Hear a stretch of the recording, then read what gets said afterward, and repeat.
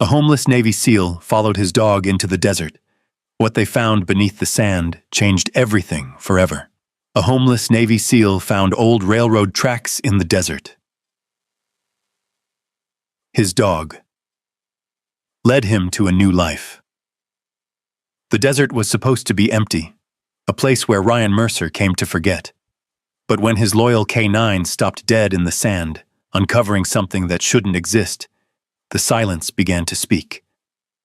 What started as a simple walk turned into a journey beneath the earth, and into a past Ryan never knew he had left behind. Comment 1 if you believe the dog saved him, or 0 if you think fate led him, and tell us where you're watching from. The desert didn't forgive, and it didn't forget. It stretched in every direction like a sea of dust and silence, the Nevada sun pressing down with a weight that felt almost personal. Heat shimmered above the cracked earth, bending the horizon into something unreal, like a memory half remembered and already fading. Ryan Mercer sat on the tailgate of his rusted pickup truck, boots planted in the sand, elbows resting on his knees. The truck had seen better days, its paint sun-bleached, its windshield cracked in a slow, creeping line that split the sky in two. It was the only thing he still owned that hadn't walked away. Or maybe he had been the one who walked away first. Beside him, a dented metal canteen rolled lazily in the wind before settling against a rock. Ryan didn't bother to reach for it. The water inside was warm, stale. Everything out here was. Everything except the dog. Coda stood a few yards away, his gray and black coat catching the sunlight like brushed steel. His ears were upright, alert, his body perfectly still except for the slow rise and fall of his chest. He wasn't looking at Ryan. He was staring at the ground. Ryan exhaled slowly, dragging a hand across the stubble on his jaw. "You find something? Or you just like the view better than I do?" Coda didn't move. That wasn't unusual. Coda had always been focused, but there was something different this time, something locked in. The kind of stillness Ryan had learned to respect long before the desert, long before the silence, the kind that used to mean danger. Ryan pushed himself up from the tailgate with a grunt, boots crunching softly as he stepped toward the dog. The air tasted like dust and old metal, dry enough to crack your throat if you breathed too deep. "Coda," he said, softer now. "Come on, boy." Nothing. The dog lowered his head slightly, nose brushing the sand. Then, with sudden purpose, he began to dig. It wasn't frantic. It wasn't playful. It was precise. Ryan stopped a few feet away, watching. Each movement was controlled, front paws scraping, pushing sand aside in steady, deliberate strokes, the kind of motion Coda used when he was working, not when he was wasting energy. Ryan felt something tighten in his chest. "No," he muttered under his breath, "not out here." But Coda kept going. The sand gave way inch by inch, revealing something darker beneath. At first, it looked like nothing, just shadow, just a trick of the light. But then the shape sharpened. A line. Ryan stepped closer, squinting against the glare. What the hell? He crouched down beside the dog, brushing away the loose sand with his hand. The grains slid off something solid, something cold. Metal. Rust had eaten into it over time, turning it a deep reddish brown. But the shape was unmistakable. A rail. Ryan froze, his fingers still resting against the iron. It didn't belong here. There were no towns for miles, no working lines, no reason for tracks to cut through this stretch of empty desert like a scar that had been buried and forgotten. "Must be old," he said quietly, though there was no one to hear him but the dog. Coda paused, lifting his head just enough to look at Ryan. His amber eyes held something steady. Certain. Then he went back to digging. Another section of rail emerged, running parallel to the first. Narrow, weathered, but intact. Ryan's pulse picked up, slow at first, then heavier. He shifted, brushing more sand away, following the line as it curved slightly beneath the surface before disappearing again under the dunes. The tracks didn't just end. They continued. Ryan sat back on his heels, staring at the exposed metal. The desert wind picked up, whispering across the ground, tugging at his shirt, carrying grains of sand that stung against his skin. He should walk away. That was the smart move, the safe move. The same instinct that had kept him alive through places far worse than this one was telling him to let it go. Old tracks, forgotten history, nothing more. But Kota wasn't moving. The dog stood over the rails now, chest forward, ears locked, as if guarding something, or waiting. Ryan looked past him, following the direction the tracks seemed to take. The sand rose slightly in the distance, forming a low ridge that broke the flat horizon. Beyond it, the land dipped again, disappearing into heat and haze. "Nothing out there," Ryan said, though the words felt thin. Kota let out a low sound. Not a bark, not a growl. Something in between. A quiet insistence. Ryan swallowed, his throat dry. He hadn't felt this in a long time. Not fear. Not exactly. It was something older. Something buried deeper than the memories he tried not to touch. A pull. The kind that started small, almost invisible, and then refused to let go. He stood slowly, wiping his hands on his jeans. "Just a look," he said, more to himself than the dog.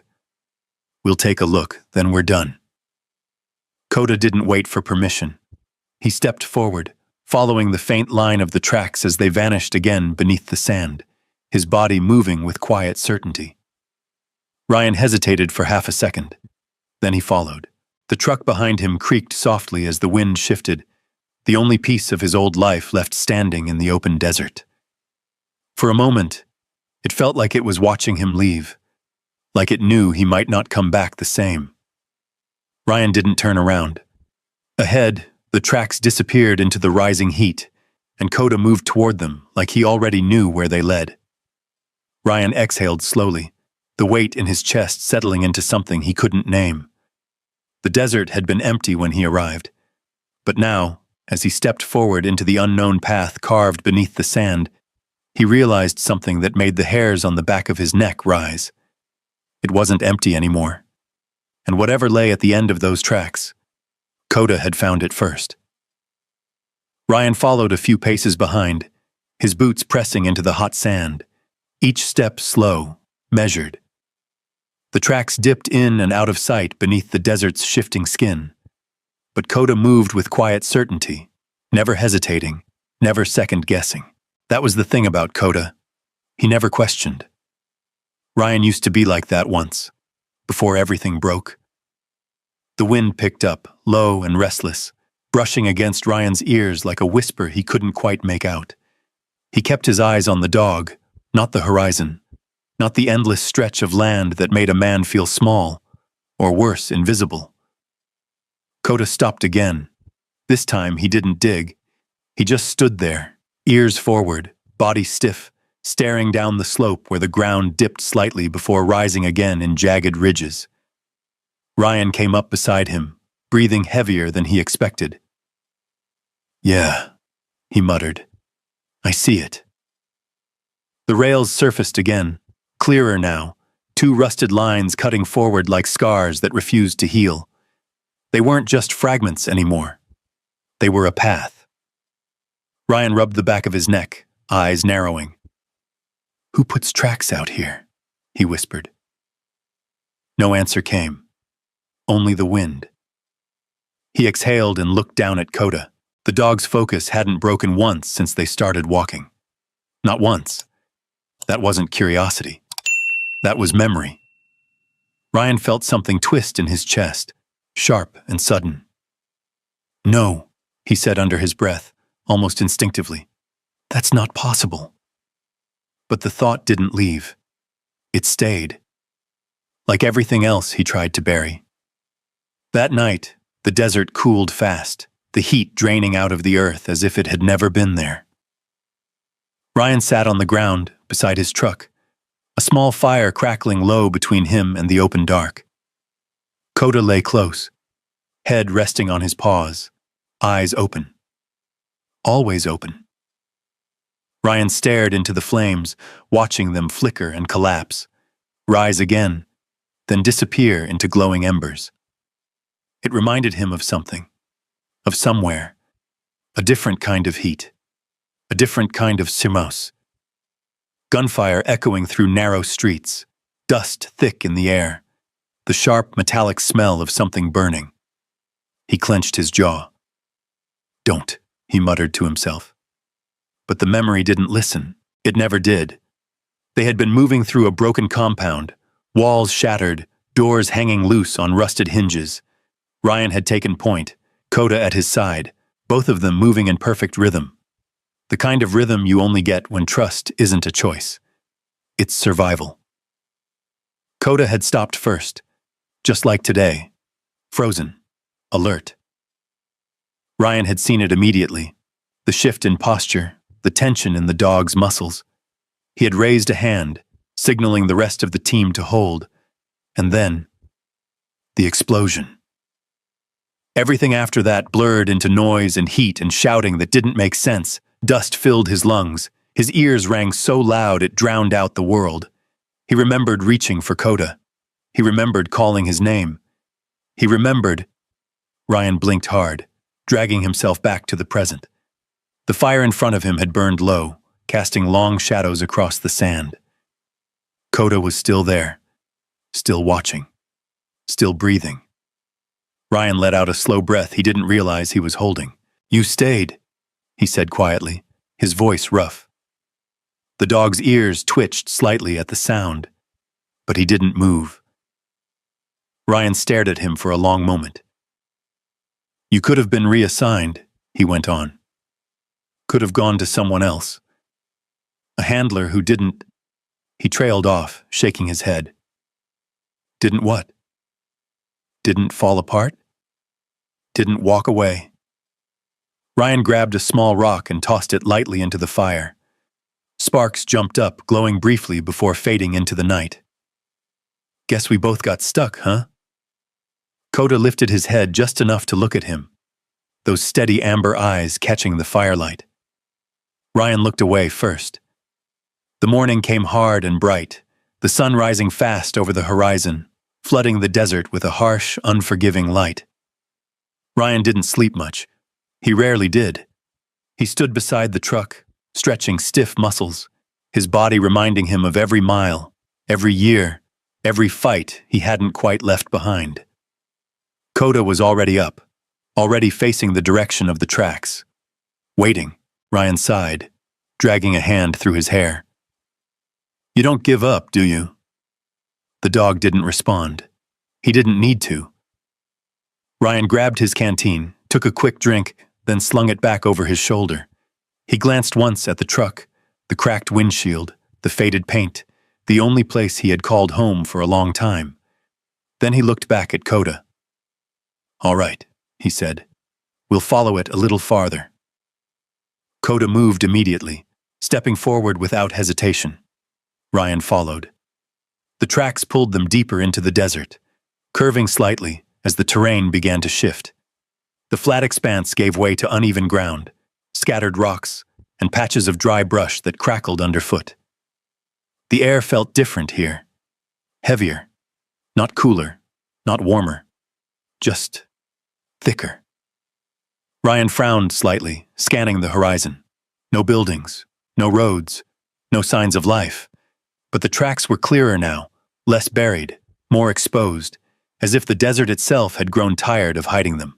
Coda slowed his pace, nose low, ears twitching, tracking. Ryan recognized it instantly, not searching, following. A familiar unease crept into his chest. "What are you picking up?" he murmured. Coda paused, then looked back at him for the briefest second before turning forward again. Ryan swallowed. That look, it wasn't random. It wasn't instinct alone. It was deliberate, like the dog was trying to tell him something. Ryan felt that same pull again, stronger this time. Not just curiosity. Something deeper. Something that made his chest tighten and his thoughts slow, like he was stepping into a place he wasn't supposed to remember. The tracks led toward a low ridge ahead, where the ground rose sharply before dropping out of sight. Kota picked up his pace. Ryan followed, his boots crunching louder now, his breathing steady but heavier than before. As they reached the base of the ridge, the wind shifted again, carrying with it a faint scent. Dry metal, old, and something else, something he couldn't name.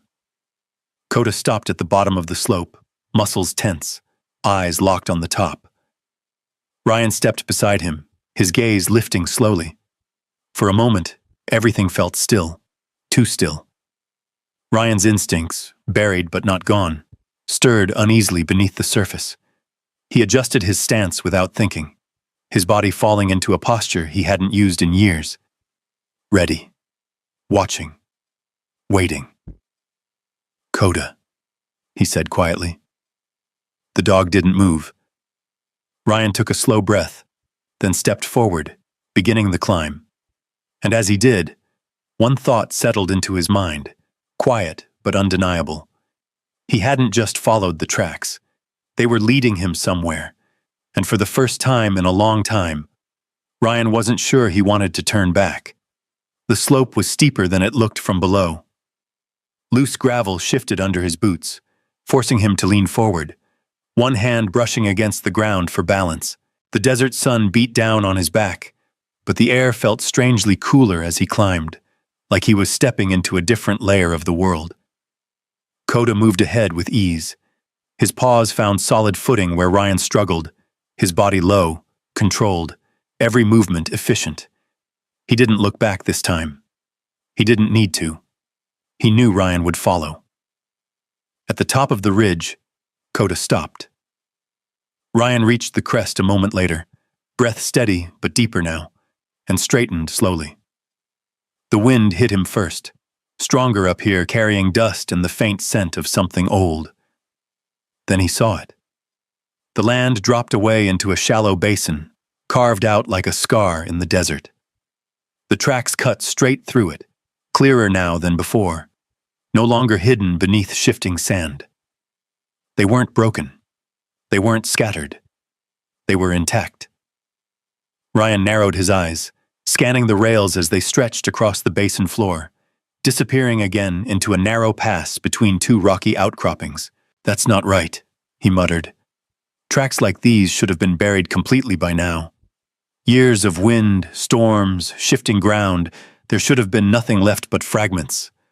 But these, they looked preserved, maintained. Kota started down the slope without hesitation. Ryan hesitated for only a second before following, sliding partway down loose dirt before catching himself. His boots hit the basin floor with a dull thud, sending up a small cloud of dust. Up close, the rails looked even stranger. The rust was there, yes, but not enough. Not for something abandoned this long. The metal still held shape, still connected cleanly at the joints.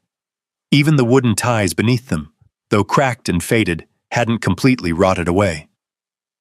Ryan crouched beside the track, running his fingers along the edge. Cold. Too cold for metal baking under the desert sun. He pulled his hand back slightly, frowning. Kota stood a few feet ahead, nose hovering just above the rail, following its line like it was a trail only he could see. "Easy," Ryan said, rising slowly. "What are we walking into, huh?" Kota didn't answer. He moved forward again. The basin was quiet. Too quiet. No insects. No distant bird calls. Even the wind seemed to drop as they walked, as if the land itself was holding its breath. Ryan's senses sharpened. Old habits. He scanned the ridges, the rocks, the shadows tucked between the jagged formations. Every movement of light, every flicker of dust, every shift in the air registered in the back of his mind. Nothing. And that was the problem. The tracks led them toward a cluster of debris half buried near the center of the basin. Kota slowed as they approached. Ryan's pace matched his, Cautious now. The shape came into focus gradually. A metal frame twisted slightly to one side, one wheel half sunken into the dirt. A mining cart. Ryan stepped closer, eyes narrowing. The cart was old, no doubt about that. Rust clung to its edges, flaking away in thin layers. The metal sides were dented, warped by time or impact. One of the axles was cracked. The wheel tilted at an unnatural angle. But it hadn't been completely swallowed by the desert. It sat there, waiting. Ryan reached out and brushed his hand across the side. Dust came away easily, revealing faint lettering beneath the grime. He leaned in, squinting. Line Company. The rest was too worn to read. He exhaled slowly. Mining, he murmured. Had to be. But even as he said it, something didn't sit right. If this had been a mining line, there would be more. Equipment, foundations, evidence of a larger operation. Instead, there was just this. One cart, one stretch of track, and silence. Kota circled the cart once, nose low, tail stiff. He paused near the front wheel, sniffed the ground, then lifted his head slightly, ears twitching. Ryan followed his gaze. Nothing. Just the narrow pass ahead. See something? Ryan asked quietly. Kota didn't move. Ryan stepped around the cart, scanning the ground more carefully now. That's when he noticed it. The dirt wasn't untouched. It was subtle. So subtle most people would have missed it entirely. A slight disturbance, a shift in the natural pattern of the sand and gravel. Ryan crouched lower, studying it. Footprints. Not clear. Not fresh enough to leave sharp edges. But they were there. Indented shapes where weight had pressed into the ground. Ryan's chest tightened. They weren't his. He knew his own tracks, knew how his boots fell, how the tread marked the dirt. These were different, similar size, similar weight, but not his. Ryan slowly stood, his gaze lifting toward the pass ahead. The air felt heavier now. Kota let out a low, quiet sound, not quite a growl, but close. Yeah, Ryan whispered. I see it. Someone had been here. Maybe not today, maybe not yesterday, but recently enough that the desert hadn't erased them completely. Ryan's mind started working through possibilities, instincts kicking in whether he wanted them to or not. A drifter? A prospector? Someone hiding? None of it fit. This place wasn't just isolated. It was forgotten. And yet, the tracks, the cart, the footprints. Ryan turned slowly, scanning the basin again. Still nothing. But the silence felt different now. Not empty, occupied. Kota took a step forward, toward the pass. Ryan grabbed his arm lightly, stopping him. Hold. The dog froze instantly, obeying without hesitation. Ryan listened. Really listened. At first there was nothing. Then, something faint. So faint he almost thought he imagined it. A low vibration. Not a sound exactly. More like a feeling. Ryan frowned, tilting his head slightly. It came again. A soft, distant hum, barely audible beneath the weight of the desert. Ryan's stomach tightened. No way, he muttered. There was no power out here. No generators. No reason for anything mechanical to be running beneath miles of empty land. And yet, Kota's ears snapped forward. The dog had heard it too. Ryan's eyes locked onto the narrow pass ahead, where the tracks disappeared between the rocks. The hum faded, gone as quickly as it came, but it left something behind. A question, a warning, or maybe an invitation. Ryan swallowed, his throat dry. All right, he said quietly, more to himself than the dog. We go a little farther. That's it. Kota didn't hesitate. He stepped forward, moving toward the pass with steady determination. Ryan followed, every step heavier now, every instinct awake. Behind them, the basin fell silent again. Ahead, the tracks disappeared into shadow, and whatever had made that sound was waiting. The narrow pass swallowed the light. Ryan stepped into it slowly, his boots crunching over gravel that hadn't been disturbed in a long time.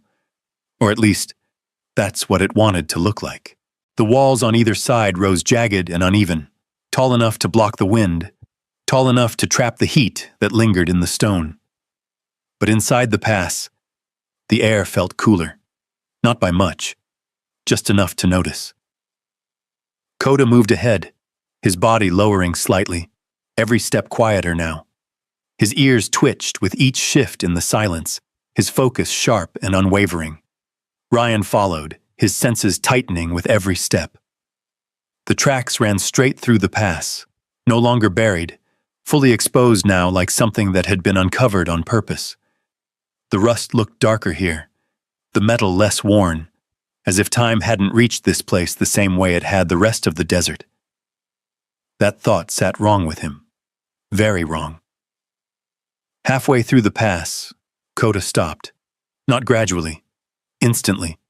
His entire body locked in place, head angled slightly toward the rock wall to their right. Ryan froze behind him. "What is it?" he whispered. Kota didn't respond, his lips pulled back just enough to show his teeth. Not aggressive, not ready to attack, but ready to react. Ryan's heartbeat slowed. Training took over. He shifted his weight, lowering his center of gravity, scanning the tight corridor ahead, then behind. The silence pressed in from all sides, thick enough to feel. Then, that sound again. Faint, low, a hum. Ryan's breath caught for half a second. It wasn't coming from ahead. It wasn't coming from behind. It was beneath them. He crouched slowly, placing one hand against the ground. At first, nothing. Then, there it was. A vibration. So subtle most people would have missed it completely. But Ryan didn't miss things like that. Not anymore. Not ever again. His hand stayed pressed to the dirt as the hum faded, leaving nothing behind but the echo of its presence. No generators, he muttered under his breath. No power lines. No reason for this. Kota shifted slightly, turning his head toward the end of the pass. Ryan followed his gaze. The light beyond the rocks looked brighter. Open desert on the other side. The tracks led straight toward it. Ryan stood slowly, brushing the dust from his hands. "All right," he said quietly. "We keep moving." But his voice didn't carry the same certainty anymore. They exited the pass into a wider stretch of land, flatter but broken with patches of scrub and scattered stones. The sky opened above them again, harsh and bright, but something about this place felt contained, like stepping into a room without walls. The tracks continued, cutting across the open ground. Kota didn't slow down. If anything, he moved faster. Ryan kept pace, his eyes scanning everything now, ground, horizon, sky. Every shadow looked deeper, every rock looked out of place. Then Kota veered slightly to the left. Ryan frowned. "That's not the track," he said. But the dog ignored him. Kota moved toward a small rise just off the main line, where the ground lifted gently before flattening again. He stopped there, nose low, circling once before pausing. Ryan walked up beside him, his gaze dropping to the ground. At first he didn't see it. Then it clicked. Footprints. Clearer this time. Deeper. Ryan crouched, his fingers hovering just above the impression without touching it.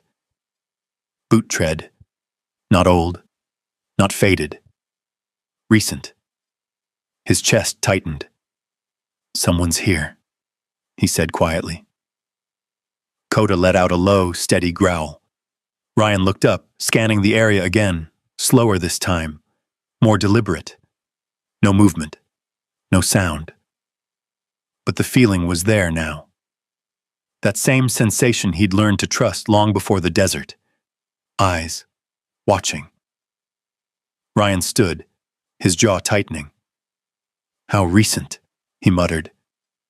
The edges of the print weren't sharp, but they weren't worn down either. Maybe a day, maybe less. His pulse picked up. All right, he said, his voice lower now. We don't rush this. Coda turned toward him briefly, then back toward the direction the tracks led. Ryan hesitated. Every instinct told him to pull back. Mark the location. Leave. But Coda didn't move. He stood there, steady, unwavering, waiting. Ryan exhaled slowly. Yeah, he said. I know. He followed. The ground grew rougher as they moved forward, scattered with broken wood and rusted fragments half buried in the dirt. The remains of something larger, something that had once mattered. Then they saw it. A structure, barely standing. Wooden beams, splintered and gray, rose out of the ground like bones. Part of a platform, long collapsed, slanted at an angle where the earth had shifted beneath it. Rusted cables hung loose, swaying slightly in the faint breeze. And at the center, a sealed opening. Ryan stopped a few steps away. The tunnel entrance was blocked by thick wooden planks, reinforced with metal that had rusted over time. It wasn't a cave. It wasn't natural. It had been built. Coda moved forward immediately, pawing at the boards, whining under his breath. Hey, Ryan said sharply. Back! The dog paused, but didn't retreat far. Ryan approached slowly, his eyes moving over the structure. Then he saw it. Just off to the side, a small, angled panel mounted against a rock. Dark, rectangular. Ryan stepped closer.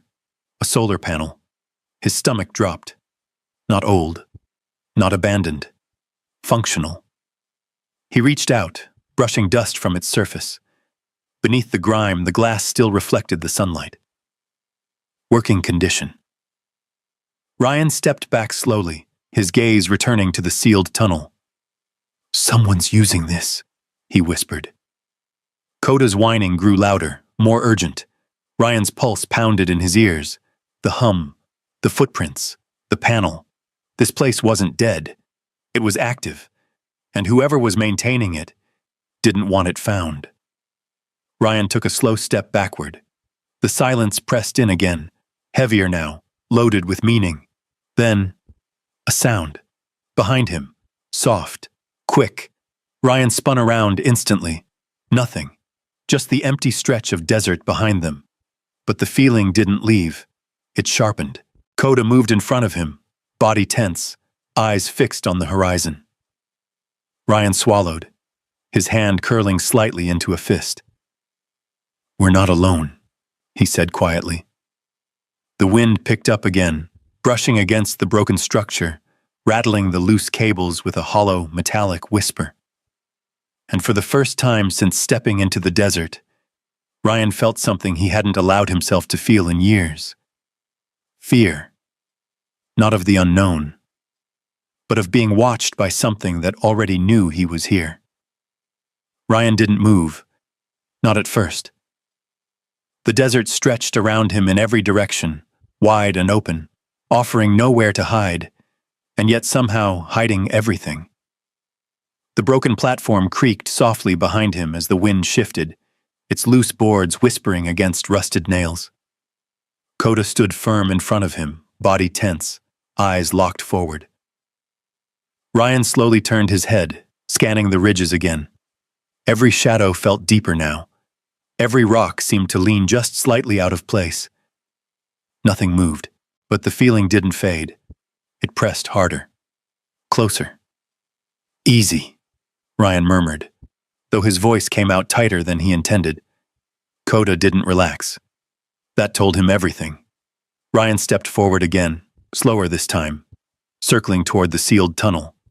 The boards covering the entrance were thick, reinforced with metal brackets that had been bolted in place long after the wood had aged. Not original, not forgotten, maintained. He ran his hand along the edge of one plank. The surface was rough, splintered, but solid. Too solid. This wasn't something the desert had preserved. It was something someone had sealed. Kota moved closer, pressing his nose between two narrow gaps in the boards. He inhaled deeply, then pulled back slightly, letting out a soft, urgent whine. Ryan crouched beside him. "What do you smell?" he whispered. Kota shifted again, pawing at the lower edge of the planks. Not frantic, focused, the same way he had dug the tracks out of the sand. Ryan leaned closer, peering into the narrow opening between the boards. Darkness. Total. But there was something else. A faint breath of air. Cool. Moving. Ryan felt it brush against his face. Subtle, but unmistakable. His eyes narrowed. "Airflow," he muttered. "That means space. Not a collapsed tunnel. Not a dead end. Something deeper." Kota let out another low sound, more insistent now. Ryan leaned back slightly, his mind turning faster. Someone had sealed this. Someone had power running beneath the ground, and someone had been here recently enough to leave footprints that hadn't disappeared. This wasn't just a relic. It was active. His pulse thudded in his chest. "You don't seal something like this unless you're trying to keep people out," he said quietly. "Or keep something in." The thought hit harder than he expected. Ryan stood slowly, stepping away from the tunnel entrance. Kota, back. This time the dog obeyed, but reluctantly. He moved to Ryan's side, still watching the boards, ears alert. Ryan turned his attention to the surrounding structure. The platform had once been larger. He could see where beams had snapped, where cables had pulled free and fallen. Rusted pulleys hung crookedly from what remained, their wheels locked in place. He followed one of the cables with his eyes. It ran along the ground, partially buried, leading away from the platform toward a cluster of rocks a few yards off. Ryan walked toward it. The cable disappeared beneath a flat sheet of scrap metal that had been positioned carefully, too carefully, to be random debris. He crouched and lifted one corner. Beneath it, a battery. Modern. Wires ran from it, connecting to a small control box mounted against the rock. Ryan's breath slowed. "Power source," he said under his breath. He looked back toward the solar panel he'd seen earlier. The angle matched. The placement made sense. This system was still being fed, still being maintained, still being used. Kota stepped closer, sniffing the battery, then the ground around it. Ryan followed his movement. More tracks. Clearer this time. Boot prints. Multiple passes. Someone didn't just come here once. They came here often. Ryan straightened slowly, his body tightening. This wasn't a random discovery. This was someone's operation, and he had just walked straight into it. The wind shifted again, and this time, Ryan heard it. Not the hum. Something else. A faint crunch. Behind him. He turned instantly, eyes sharp, posture dropping into instinctive readiness. Nothing. But the feeling surged again. Closer now. Kota moved in front of him again, shoulders squared, a low growl vibrating deep in his chest. Ryan's heart pounded harder. "Show yourself," he called out, his voice cutting across the silence. No answer. Only the distant whisper of wind across stone. But he knew. Someone was there. Watching. Measuring. Waiting. Ryan took a slow step backward, his eyes never leaving the open space beyond the platform. "This isn't over," he muttered. Kota didn't break his stance. Ryan reached down, resting a hand briefly on the dog's back. Solid. Grounding. "You feel it too," he said quietly. Kota's growl softened, but didn't stop. Ryan exhaled slowly, forcing his breathing to steady. They had pushed far enough for one day. Too far, maybe, but something inside him had already shifted. He looked once more at the sealed tunnel, at the cables, at the solar panel catching the dying sunlight. This place wasn't abandoned. It was hidden. And now he knew it was real. Ryan stepped back, motioning for Coda to follow. "Come on," he said. "We head back. For now." Coda hesitated. Just for a second. Then he turned, falling into step beside Ryan as they began to move away from the platform. But the dog kept looking back, over his shoulder, again and again, and Ryan couldn't shake the feeling that they weren't leaving anything behind. They were walking away from something that had just become aware of them. The sun dipped lower behind the ridges, casting long shadows across the desert floor. And somewhere beneath the ground, that faint hum returned, low, steady, alive. The hum lingered in Ryan's bones long after the sound itself faded. It followed him as he and Coda made their way back through the pass, climbing the ridge, crossing the basin, retracing every step they had taken. The desert looked the same, but it didn't feel the same. It never would again. By the time they reached the truck, the sun was low, bleeding orange across the horizon. Shadows stretched long and thin across the sand, turning familiar ground into something distorted. Ryan didn't light a fire that night. He sat in the bed of the truck, back against the cab, rifle across his lap, not because he expected trouble, but because instinct told him not to be unprepared. Coda lay beside him, but not relaxed, watching, always watching. "You felt it too," Ryan said quietly. The dog didn't move, but his ears twitched.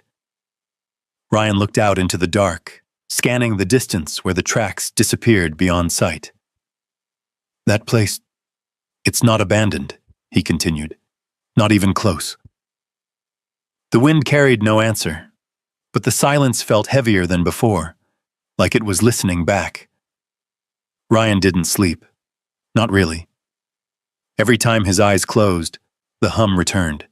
The tunnel, the footprints, that solar panel catching the light like a signal, and something else, a feeling he hadn't felt in years, anticipation. By dawn, he was already moving. Coda was up before him, standing near the edge of camp, facing the direction of the tracks again. Ryan grabbed his canteen, took a long drink, then wiped his mouth with the back of his hand. "We go back," he said. No hesitation this time. No argument. Coda turned immediately, stepping forward. Ryan followed. The desert felt sharper in the morning light. Every detail clearer, every shadow more defined, and the tracks, they were easier to follow now. Ryan moved faster this time, his stride longer, more confident. The hesitation from yesterday had been replaced with something else. Purpose. Even if he didn't understand it yet. They reached the basin quicker than before. Nothing had changed. The cart was still there. The tracks still cut across the ground. The silence still hung heavy in the air. But Ryan noticed something new. He crouched beside the footprints he had seen the day before. They were different, disturbed. Some of the edges were softened, not by wind, not by time, but by movement. Someone had stepped over them. After he left. Ryan's jaw tightened.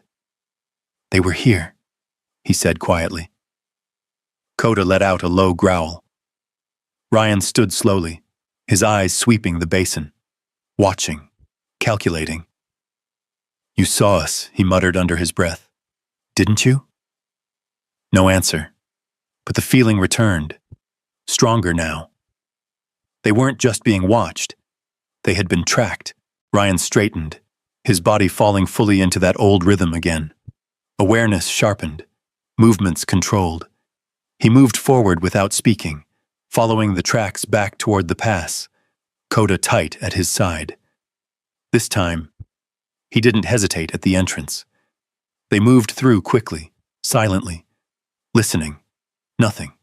No hum, no movement. But Ryan knew better now. Silence didn't mean empty. They reached the platform again. It stood exactly as before. Broken. Still. But wrong. Ryan slowed, his eyes locking onto the ground near the solar panel. The cable he had uncovered yesterday was no longer exposed. The metal sheet had been placed back over it. Carefully. Deliberately. Ryan stopped. His pulse dropped into a slow, heavy rhythm. "They were here last night," he said. Kota stepped forward, sniffing the area, then circling once. Ryan followed his movements. The footprints here were clearer, fresh, and leading away, toward the hills beyond the platform. Ryan looked up. The ridgeline stretched out ahead, jagged and uneven, offering dozens of places to hide. But one path stood out. A narrow trail, barely visible, winding upward between the rocks. Kota was already moving toward it. Ryan grabbed his arm lightly. "Wait." The dog froze. Ryan crouched low, scanning the trail. Nothing obvious. No traps. No movement. But the air felt different.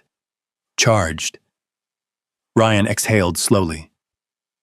"If we go up there," he murmured. He didn't finish the thought. He didn't need to. Kota looked back at him. Waiting. Not pushing. Just certain. Ryan held that gaze for a moment longer than usual, then nodded once. "All right." He released the dog. Kota moved forward instantly, stepping onto the narrow trail. Ryan followed. The climb was tighter than before. The rocks closed in, forcing them into single file. The ground shifted underfoot, loose and uneven, making every step deliberate. Ryan's breathing stayed steady, controlled, but his senses were stretched thin. Every sound echoed louder in this confined space. Every movement felt amplified. Halfway up the trail, Kota stopped. Ryan froze behind him. The dog's posture changed instantly. Stiff, focused, alert. Ryan's hand moved instinctively toward the rifle slung across his back. "What is it?" he whispered. Kota didn't move. He was looking ahead. Ryan leaned slightly to the side, trying to see past him. At first, nothing. Then, movement. High on the ridge, a shape. Human. Gone in an instant. Ryan's heart slammed once hard. "Contact," he breathed. Kota's growl deepened. Ryan straightened slowly, his eyes locked on the spot where the figure had disappeared. They weren't imagining it. They weren't alone. Someone had been watching them. Up close. Close enough to study them. Close enough to stay hidden. Ryan's grip tightened. "All right," he said under his breath. "Not fear, not panic. Something else. Focus. Now we know." Kota shifted forward, ready. Ryan stepped up behind him, and this time, they didn't hesitate. Because whoever was out there had just made the first move. Ryan didn't chase. That was the first rule he forced himself to remember. You don't run towards something you don't understand, especially not in terrain you don't control. He held his position on the narrow trail, eyes locked on the ridge where the figure had disappeared. His breathing stayed steady, measured, even as his pulse pressed hard against his ribs. Kota stood in front of him, unmoving, gaze fixed in the same direction. Waiting. Listening. Ryan slowly lifted a hand, signaling stillness. Seconds passed, then a full minute. Nothing moved. No sound followed the figure's disappearance. No shifting rock. No echo of footsteps. Just silence. Too clean. Ryan exhaled slowly. "They're good," he said under his breath.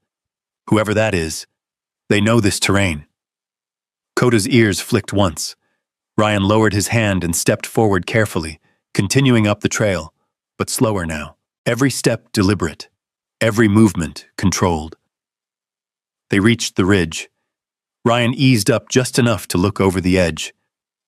Nothing. The land beyond stretched into a rough patchwork of rock and dust, broken by scattered outcroppings and shallow dips.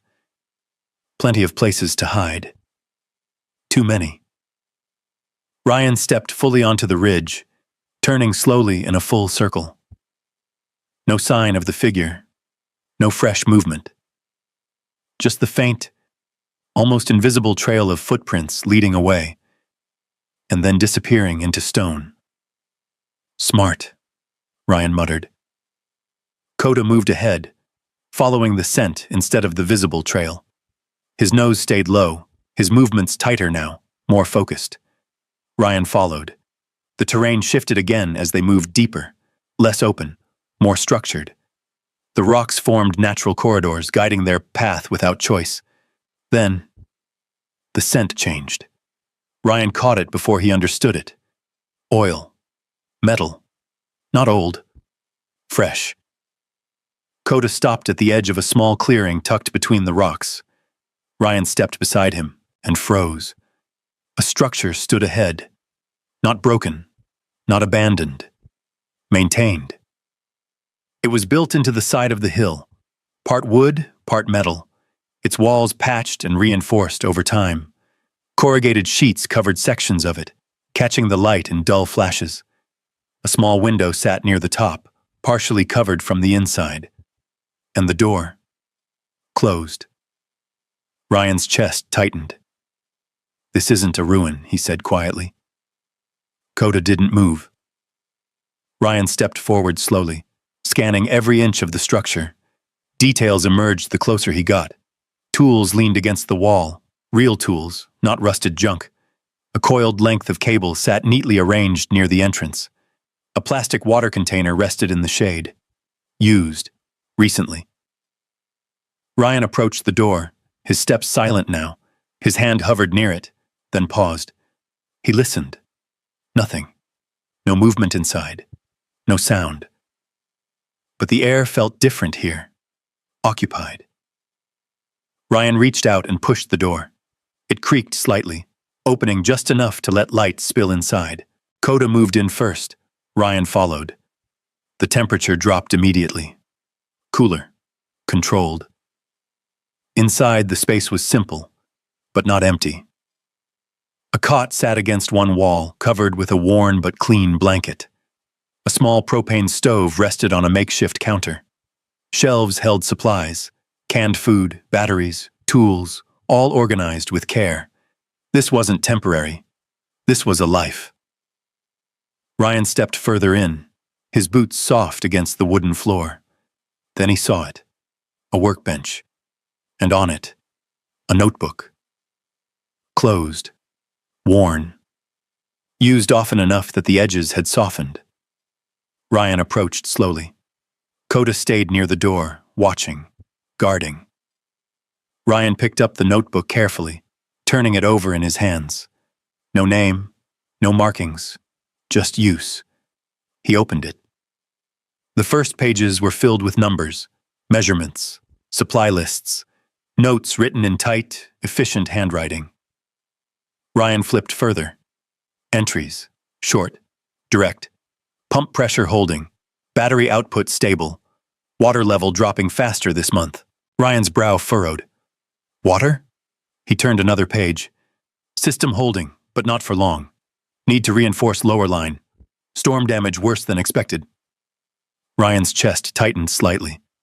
This wasn't random survival. This was maintenance. Something important. Something ongoing. He kept reading. Can't leave it. Not after everything. Ryan paused. The handwriting pressed harder into the page here. The lines deeper. More personal. Another entry. Not about the mine anymore. Ryan's eyes narrowed. Mine. So it had started that way. But something had changed. He flipped to the last written page. The handwriting was steadier again.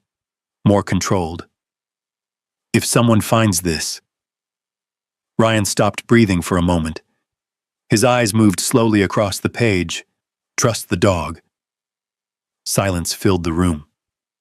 Ryan stared at the words, then slowly looked up. Coda was already watching him. Not confused. Not curious. Certain. Ryan swallowed. You knew, he said quietly. The dog didn't move, didn't react. Just held his gaze. Ryan looked back down at the notebook. His fingers tightened slightly around the edge. Trust the dog. The words echoed in his mind, louder than they should have. He had trusted Coda before, in places where trust was the difference between life and death. And Coda had never been wrong. Not once. Ryan closed the notebook slowly. Something inside him shifted. Not fear, not confusion. Something else. Responsibility. He looked around the room again, this time seeing it differently. Not as a stranger's hideout, but as something that had been left behind. Something that needed to continue. Coda stepped closer now, standing beside him. Ryan rested a hand briefly on the dog's back. All right, he said quietly. His voice was steady now, grounded. We figure this out. Outside, the wind picked up again, brushing against the structure, rattling the metal just enough to remind him of where he was. But for the first time since stepping into the desert, Ryan didn't feel lost. He felt pulled forward, and whatever waited ahead, he knew one thing for certain. Coda would lead him there. Ryan stepped out of the cabin, the notebook still in his hand, the weight of its words pressing deeper than anything he had felt in years. Trust the dog. The desert wind swept across the ridge, carrying heat, dust, and something else now. Purpose. Coda was already moving, heading back down toward the platform without waiting. Ryan followed. There was no hesitation left. The path felt shorter this time. Familiar. The basin, the pass, the platform, all of it now carried meaning instead of mystery. But something had changed. Ryan noticed it the moment they reached the clearing. The air felt tighter, quieter, like the place was holding its breath. Coda slowed, approaching the sealed tunnel with a different kind of focus now. Not curiosity, not warning. Recognition. Ryan stepped beside him, his eyes locking onto the wooden planks. The same boards, the same metal brackets. But now, he saw the gaps differently, saw the airflow, saw the structure behind it. And he understood. This isn't sealed to keep people out, he said quietly. Coda let out a soft sound, almost agreeing. Ryan stepped closer, placing both hands on the boards. They're protecting something, he finished. Or maintaining it. He stepped back, scanning the structure again, his mind working faster now. Battery, solar panel, airflow, notebook, water, system. Everything pointed to one thing. Something underground, something still running. Ryan exhaled slowly, his decision already made before he fully realized it. We're not leaving this alone, he said. Coda stepped forward immediately. Ryan grabbed one of the loose metal rods leaning against the broken platform. Stand back, he said. The dog moved just enough to give space, but stayed close. Ryan wedged the rod between two planks and pushed. The wood groaned. Didn't break. He adjusted his grip and pushed harder. The old nails strained, metal grinding against metal, still holding. Whoever built this didn't want it opened easy, Ryan muttered. Good. That meant it mattered. He stepped back, catching his breath, then looked around quickly. Tools. There were always tools. He moved to the side of the structure, grabbing a rusted crowbar partially buried under debris, returned, positioned it lower this time, and drove it in. The crack echoed sharp in the silence. Coda flinched slightly, but didn't retreat. Ryan pushed again. The wood splintered. One plank shifted. Just enough. Ryan didn't stop. He worked steadily, methodically, forcing the boards apart piece by piece. Sweat ran down his back, his arms tightening with each movement. Finally, one section gave way, a narrow opening, Dark, cold air pushed out from inside, stronger now. Ryan froze. Coda stepped forward. Ryan held out a hand. Wait! The dog stopped instantly. Ryan leaned closer, peering into the opening. Nothing but darkness. But the air. Cooler. Alive. And beneath it, the hum. Clearer now, stronger. Ryan's chest tightened. That's not small, he whispered. Whatever was running down there, it was still working. Coda let out a low whine. Ryan nodded once. Yeah, he said. We're going in. They widened the opening just enough to pass through. Ryan stepped inside first. The light disappeared immediately. The temperature dropped. The smell hit him next. Dust, metal, and something damp. Earth. Ryan pulled a small flashlight from his pack and switched it on.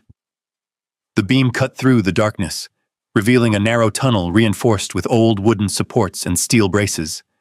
The rails continued inside, running straight ahead into the depths.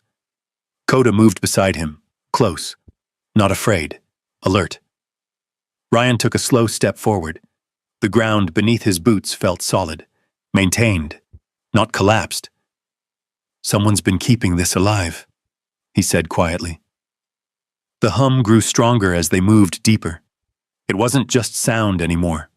It vibrated faintly through the air, through the ground, through his chest. Ryan's breathing slowed, focused. This wasn't exploration anymore. This was entry into something controlled, something deliberate. The tunnel opened slightly ahead, widening into a larger chamber. Ryan stepped into it and stopped. Lights. Dim. Faint. But real. Mounted along the walls, powered by wires that ran overhead, casting a dull yellow glow across the space. Ryan stared. No way, he breathed. The chamber was bigger than expected. Old rail carts lined one side. Tools hung neatly on the wall. Pipes ran along the ceiling, dripping occasionally into shallow basins below. And in the center, a machine. Large, industrial, still running, the source of the hum. Ryan stepped closer slowly, his eyes scanning every detail. It wasn't new, but it wasn't dead either. Maintained, repaired, working. Coda moved ahead, circling once, then stopping near the machine. Ryan followed. And that's when it happened.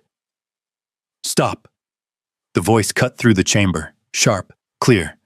Ryan froze. Coda turned instantly, positioning himself between Ryan and the direction of the sound. Ryan slowly lifted his head. A figure stepped out from the shadows. A woman, mid-30s, sun-worn, alert, steady, and armed. She held her stance with precision, not panic. Her eyes locked onto Ryan, then shifted briefly to Coda, then back again. You shouldn't be here, she said. Ryan didn't move, didn't reach for anything, didn't break eye contact. Could say the same, he replied calmly.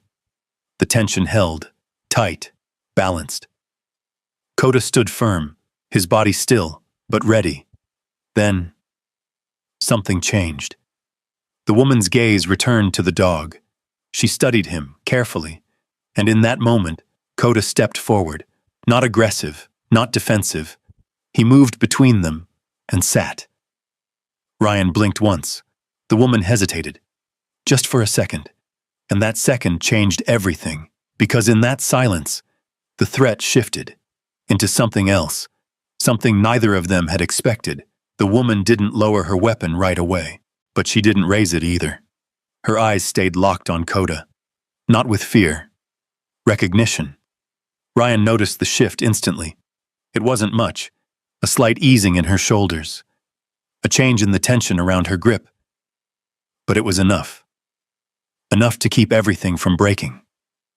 Coda sat perfectly still between them, calm, steady, as if this moment had already played out in his mind long before Ryan ever stepped into the desert. The hum of the machine filled the silence, low, constant, alive. The woman exhaled slowly. What's his name? She asked. Ryan didn't hesitate. Coda. Her lips parted slightly, just enough to show surprise. Then something deeper. She lowered the weapon. Not completely, but enough. Ryan's stance didn't change. Not yet. Mine's Elena, she said, her voice quieter now. Elena Brooks. Ryan gave a small nod. Ryan Mercer. Another pause. Then Elena's eyes shifted past him briefly, toward the tunnel entrance. You came in through the platform, she said. It wasn't a question. Ryan nodded once. Didn't leave me much choice, he replied. You've got a whole system running under a dead desert. Elena glanced toward the machine behind her, then back at him. It's not dead, she said. Ryan followed her gaze. The pipes, the dripping water, the steady hum. No, he said quietly. It's not. Coda stood slowly, moving a few steps toward Elena, not aggressively, not cautiously. Familiar. Elena didn't step back. She watched him closely as he approached, then crouched slightly, extending her hand. Coda sniffed once, Manta, then rested his head lightly against her palm. Ryan's chest tightened. That wasn't normal behavior. Not for a dog trained like Coda. Not for a situation like this. You've met him before, Ryan said. It wasn't a guess. Elena looked up at him. Not like this, she said. But I've seen his file. Ryan's expression hardened slightly. What file? Elena stood again, brushing her hands lightly against her jeans. She hesitated, then made a decision. This place, she said, gesturing around them, wasn't just a mining operation. Ryan didn't respond. He waited. Elena took a breath. It started that way. Years ago. Small-scale rail extraction. Silver, mostly. Nothing unusual.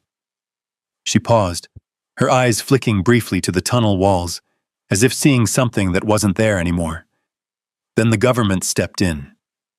Ryan felt something shift in his chest, a familiar weight. What kind of stepped in? He asked. Elena met his gaze directly, the kind that doesn't leave paperwork behind. Ryan didn't smile, didn't react, but something inside him locked into place. That kind, he said quietly. Elena nodded. They converted parts of the system, reinforced the tunnels, installed infrastructure. She gestured toward the machine. Water extraction, underground reservoirs, emergency supply. Ryan's eyes moved across the chamber again, seeing it differently now. Not as a relic, not as a secret, as a system. Fallback, he said. Elena nodded again. For drought zones, for remote communities, for situations where outside support doesn't reach in time. Ryan stepped closer to the machine, studying it more carefully. And you're running it alone? He asked. Elena's expression shifted slightly. Not always, she said. Ryan looked back at her. My father built most of what you see here, she continued. He was an engineer, worked on the conversion project before it was shut down. Shut down? Ryan asked. Officially, she said. Funding disappeared. Oversight vanished. Everyone walked away. She glanced around the chamber, except him. Ryan nodded slowly. And now you. Elena's jaw tightened just slightly. He stayed to keep it alive, she said. After he passed, I finished what he started. Ryan looked at the machine again. The steady hum, the dripping water, the system still working in a place no one should know about. And the notebook? He asked. Elena's eyes softened slightly. That was his, she said, and mine. Ryan reached into his pack, pulling it out. Elena looked at it for a long moment. You found it, she said quietly. Ryan nodded. The last line, he said. That was yours. Elena didn't deny it. I didn't know who would find this place, she said. But I knew one thing. She looked down at Coda. If a dog like him led them here, they weren't here by accident.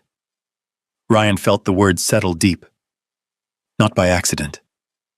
He looked at Coda, then back at Elena. So what exactly are you keeping alive? He asked. Elena turned, walking toward the far side of the chamber. Ryan followed. She stopped near a set of pipes running into the rock, placing her hand lightly against the metal. This, she said. Ryan listened. Not just the hum. Something else. A faint, steady flow. Water. Underground aquifer, Elena said. Natural but unstable. Without the system regulating pressure and flow. She paused. It collapses. Ryan's eyes narrowed. And without it? Everything downstream dries up, she said. Communities you'll never see, farms you'll never visit. They depend on water they don't even know comes from here. Ryan let that sink in. This wasn't just a hidden system. It was a lifeline. And it's failing, he said. Elena didn't answer immediately, but her silence was enough. Ryan exhaled slowly. That's why you're still here. She nodded. That's why I can't leave. The hum filled the space again. Steady, but now, Ryan could hear the strain beneath it. Subtle. But there. He looked at the machine, then at the tunnels stretching deeper into the earth, then at Coda. The dog stood quietly, watching him, waiting. Ryan felt it again. That pull, stronger now, clearer.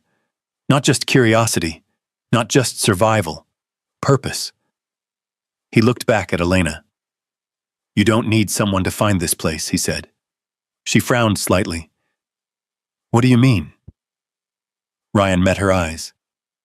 You need someone to help you keep it alive. The silence that followed was different. Not tense, not uncertain. Something else. The beginning of something neither of them had planned. And somewhere deep beneath them, the system kept running. For now. Ryan stood in the dim glow of the underground chamber, the steady hum pressing into his chest like a second heartbeat. Pipes whispered softly above him, water slipping through unseen veins of earth, guided by something built long ago, and kept alive by someone who refused to let it die. And now, somehow, he was part of it. Coda moved slowly around the machine, nose tracing the edges of cables, joints, seams, mapping the space in a way Ryan couldn't. Not just searching, recognizing. Ryan watched him closely. That feeling returned again. Stronger this time. Not curiosity, not instinct. Memory, Elena, Ryan said quietly. She looked up from the control panel she had been adjusting. What is it? Ryan gestured toward Coda. He's not reacting like this is new. Elena's eyes followed the dog. For a long moment, she didn't say anything. Then she stepped closer. Coda, she said softly. The dog turned toward her, ears relaxed, tail low but steady. Not cautious, comfortable. Elena crouched slowly, studying him. You said he was your partner, she said. Ryan nodded. Yeah. She hesitated, then reached out, brushing her fingers along the side of Coda's collar. Not just touching. Reading. Ryan's brow tightened. What are you looking for? Elena didn't answer right away. Her fingers paused over a small, worn section of the collar, something nearly invisible beneath the dirt and wear. Then she exhaled. I knew it, she said. Ryan's chest tightened. Knew what? Elena stood slowly, her expression shifting from curiosity to something heavier. Recognition. This site, she said, glancing around the chamber. It wasn't just maintained after the program shut down. Ryan waited. It was used, she continued. Operationally. For a while. Ryan's pulse slowed. Used how? Elena met his gaze. Classified deployment routes. Emergency fallback. Quiet movement through terrain that didn't officially exist. Ryan felt something stir in the back of his mind. A flicker. Gone too fast to hold. No records, he said. Exactly. The hum filled the silence again. Ryan stepped back slightly, his eyes moving across the chamber, the tunnels branching deeper beyond the light. Something about the space felt familiar.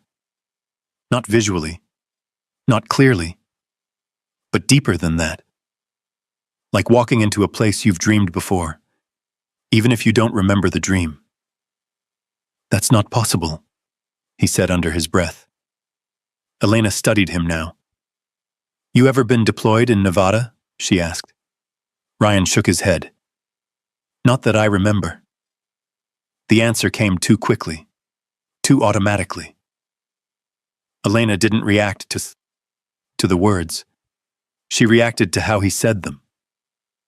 Memory's a strange thing, she said quietly. Ryan didn't respond. Coda moved again, this time toward the far side of the chamber, where the light dimmed into shadow. He stopped at the edge of a secondary tunnel, then sat. Ryan's chest tightened. Not coincidence, not random. He stepped toward the dog. What is it, boy? Coda didn't move, didn't blink, just stared into the darkness. Waiting. Ryan hesitated for a moment, then stepped past him. The air shifted immediately. Colder. Damp. The hum grew stronger here, vibrating through the narrow walls. Ryan moved deeper, the flashlight beam cutting through the dark. And then he saw it.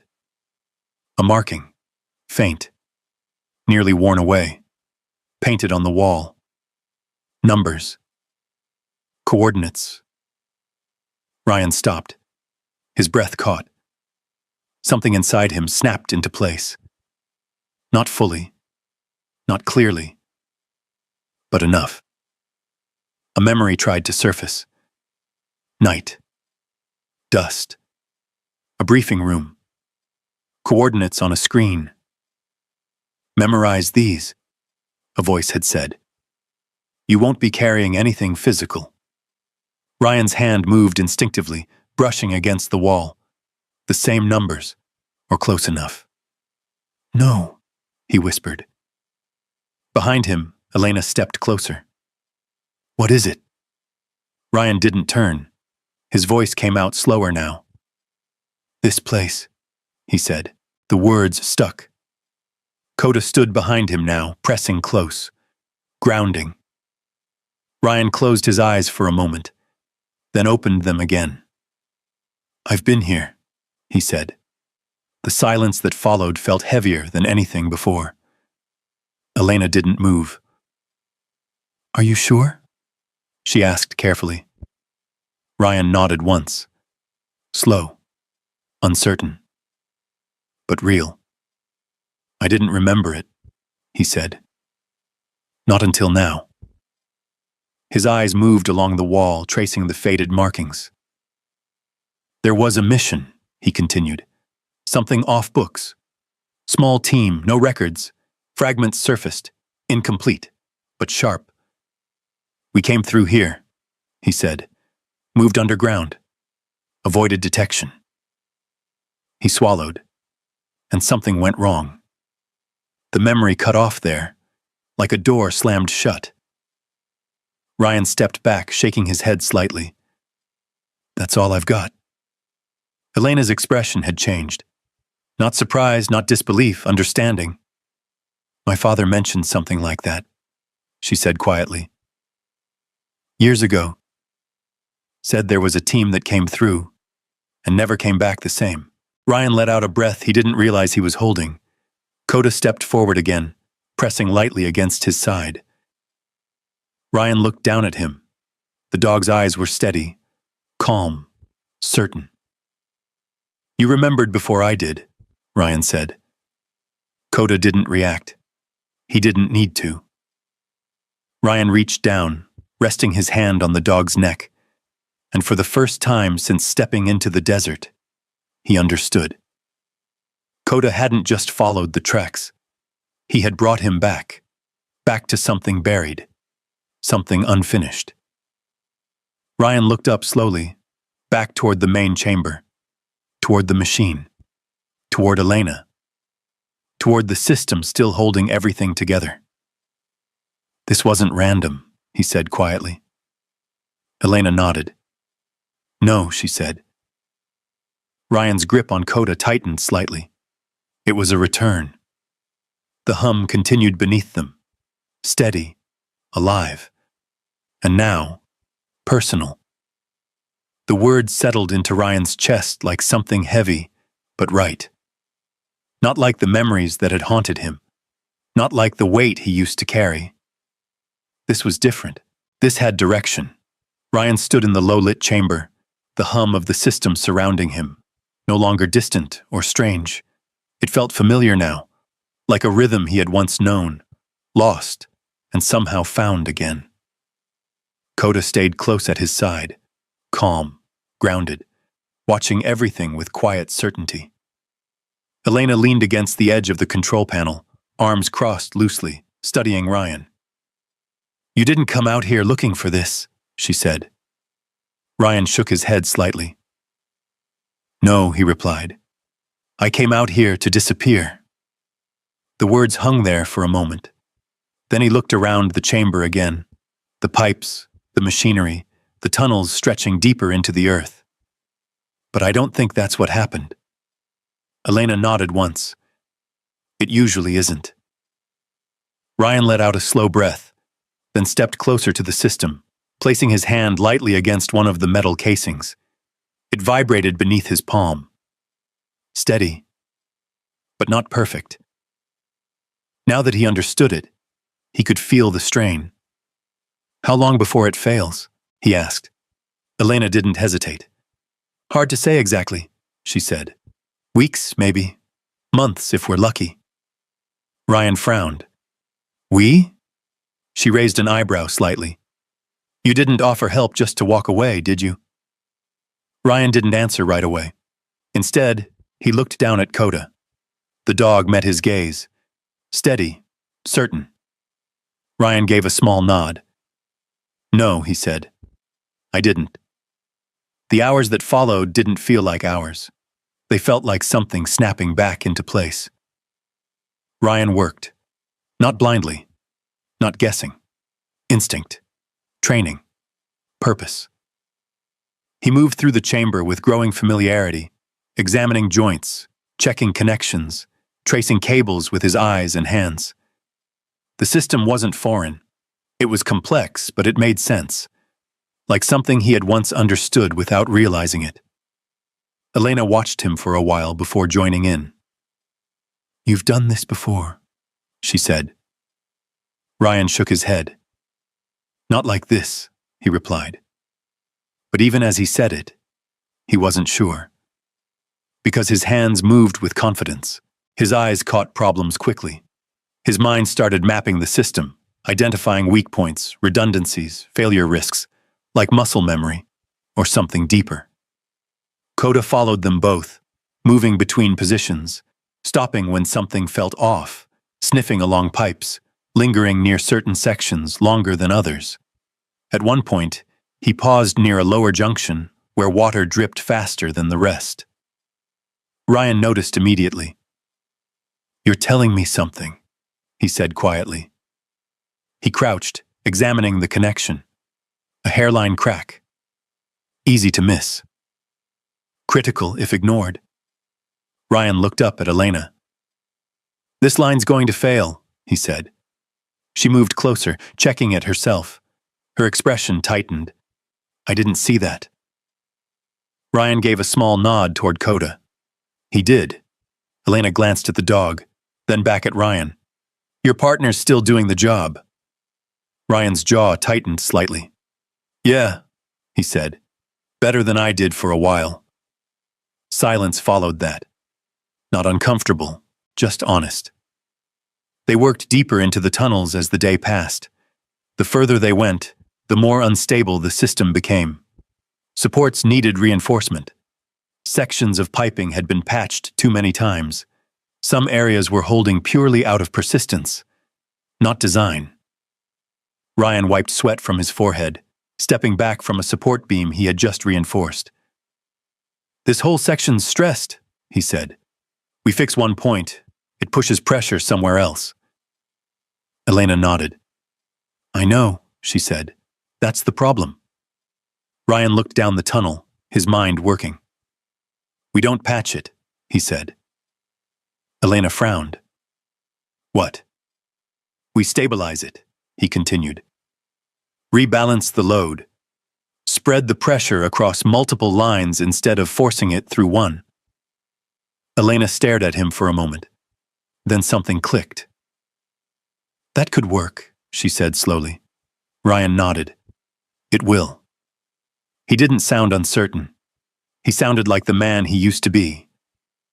Hours later, they returned to the main chamber, exhausted, dirty, but different. The hum of the system had changed. Subtle, but noticeable. Smoother, more stable. Ryan stood beside the machine, listening. Coda sat nearby, watching him. You hear that? Ryan asked. Elena tilted her head slightly, then nodded. It's holding better, she said. Ryan exhaled slowly. For now. But this time, the words didn't carry doubt. They carried time. Time to fix more. Time to keep going. Time to stay. Later, as the light outside faded and the underground chamber dimmed further, Ryan sat against the wall, his back resting against cool stone.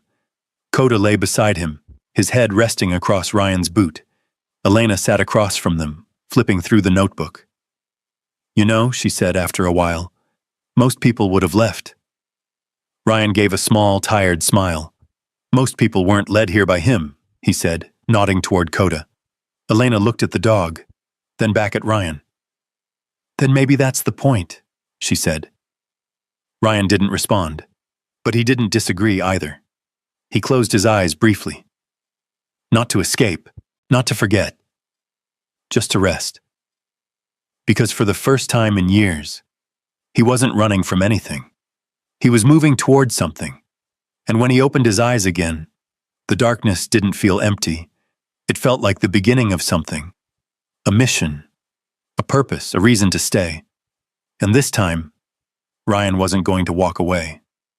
Morning came quietly to the desert. No dramatic shift, no sudden change. Just a slow, steady light rising over the ridges, spilling gold across the sand, touching the rusted rails that had once been buried and forgotten. Ryan stood at the entrance of the tunnel, just outside the broken platform, watching the sunrise stretch across the land. The same desert, the same silence, but it wasn't empty anymore. Behind him, the low hum of the system carried faintly through the earth, steady and alive. Not perfect, not finished, but holding. For now.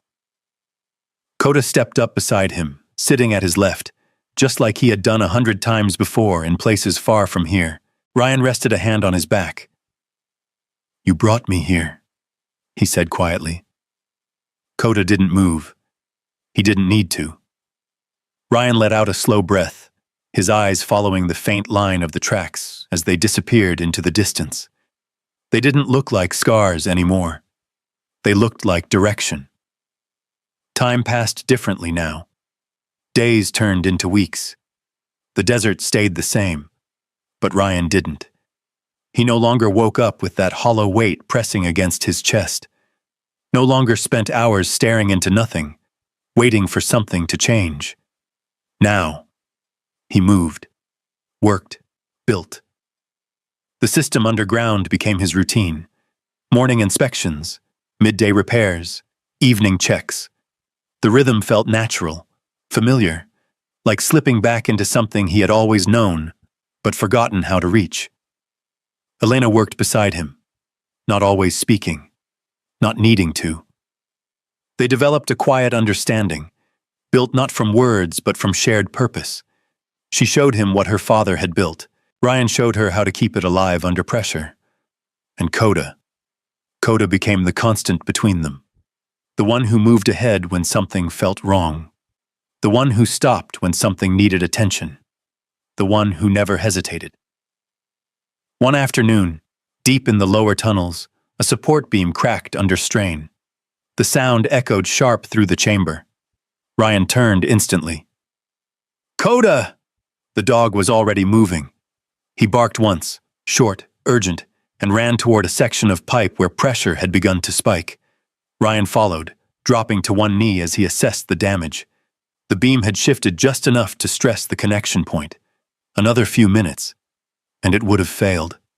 Ryan grabbed a wrench, tightening the coupling, while Elena reinforced the beam from the opposite side. The system groaned, then steadied. The hum smoothed out again. Ryan sat back slightly, breathing harder now. Coda stepped in close, pressing against his side. "You caught that," Ryan said quietly. The dog looked at him, calm as ever. Ryan nodded once. "Yeah," he said. "You always do." Weeks later, the changes became visible, not in the desert, but in Ryan.